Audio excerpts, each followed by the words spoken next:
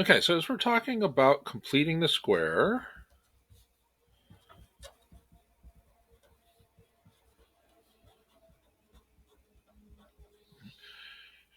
a sample problem that we might come across, is x squared minus 8x plus 3 equals 0.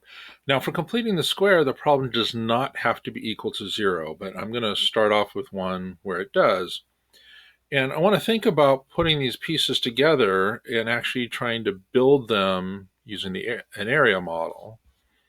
All right, so we're going to start with an x squared, and then we have these negative 8x's. Now, if I want this to be a square, I want the two sides to be exactly the same length. And so I need to take this middle piece, and part of it's going to go on that side, and part of it's going to come down here. But when I do that, I need to make sure that I get exactly the same amount on this side as I do on this side. That will make these pieces be a perfect square. So this middle number, which is these two boxes, has to add up to negative 8x's, but it can only be half of that because I need half here and half here so that they stay exactly the same. And so I can put a negative x in each of these boxes,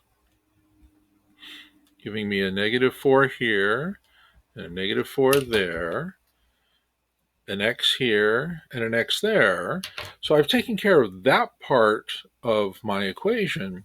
But this 3, if you look at this little space down here, that 3, that's not going to fill up this little corner. This little corner of this square is going to be 4 by 4. So I know that I need to have 16 unit pieces in that little corner square. I only have 3 so far. So one way to do this would be to add 13 to this thing to make it be that 16. But if I do that on one side, I have to do it on the other. So I now get x squared minus 8x plus 16 equals 13. And this I can now solve by the square root method because I know for a fact now that this part is in fact a perfect square. This is a perfect square trinomial because it's x minus 4 times x minus 4.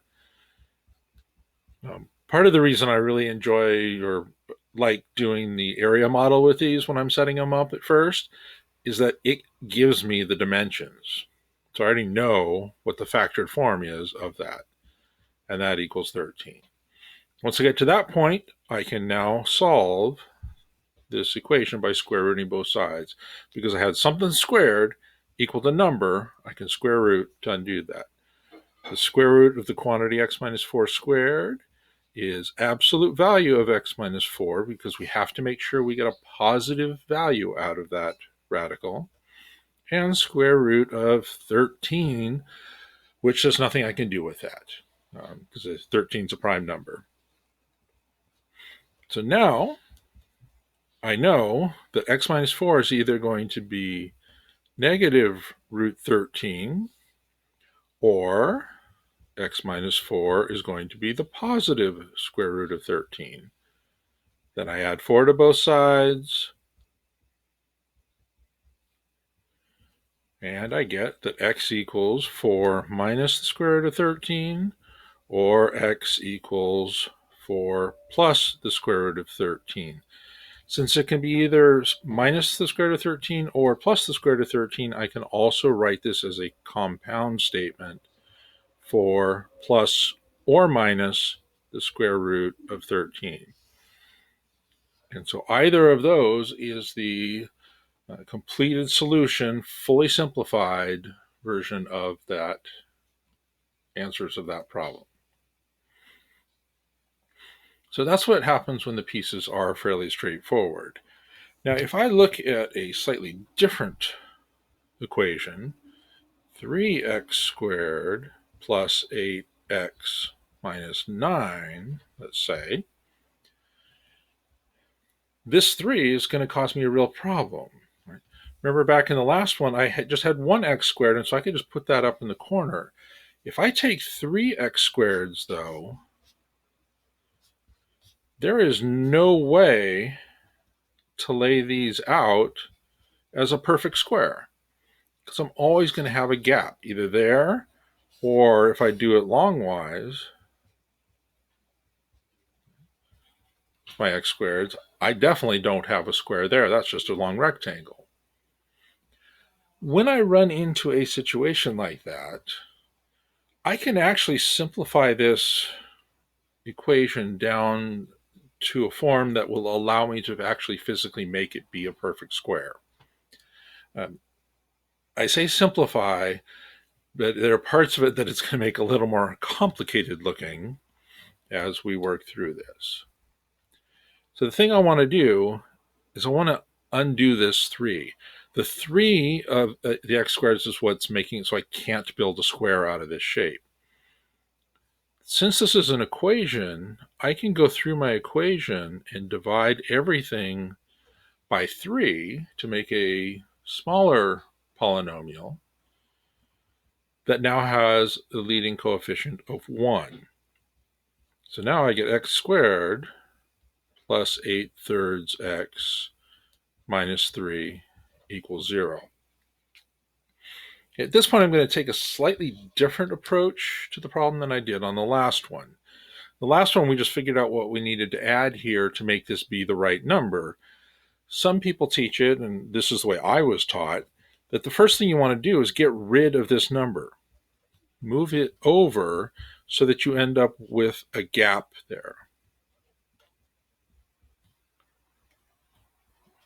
And then our question becomes, what are we going to put into this gap to make this be a perfect square trinomial on the left? And again, we can think about this with the area model. You've got your x squared. Now, in this case, you have 8/3 x, and that has to fill 2 spaces, and those 2 spaces have to be exactly the same size. Don't mind my sketch. So we need half of 8/3 x, and half of 8/3 x is going to be 8/6 x, or 4/3 x. And so I'm going to put 4/3 x in each of these.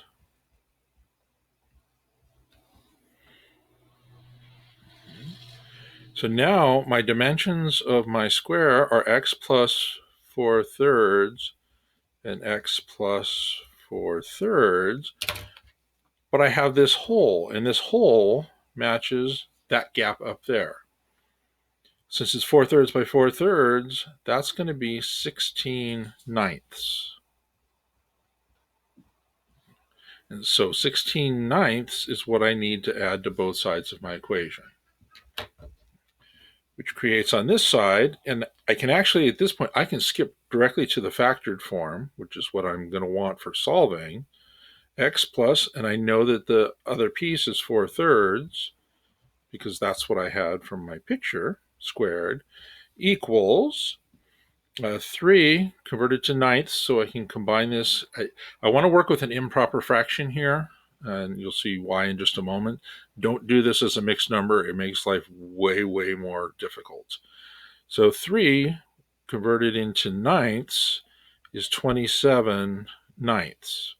So it's 27/9 plus our 16/9 is to be 43/9. Now, I have something squared equals a number, square root both sides, absolute value of x plus 4/3 equals. Now, I'm going to do something here that you may not understand why at first, but watch what I'm doing. Remember when we talked about in the past simplifying radicals, if there's multiplication or division underneath the square root sign, you can actually split that into 2 parts as separate radicals. And now if you look at that, see what I got on the bottom, the square root of 9. So if I want to save some time with writing, when I come out of the absolute value symbol here, remember we're asking what number of numbers are this weird number away from 0? Well, that's positive or negative square root of 43 over 3. And the thing that makes doing this simplification over here so nice is that then when I subtract 4/3 from both sides, I have a common denominator. Since I have a common denominator, I can now write my answer as a single fraction.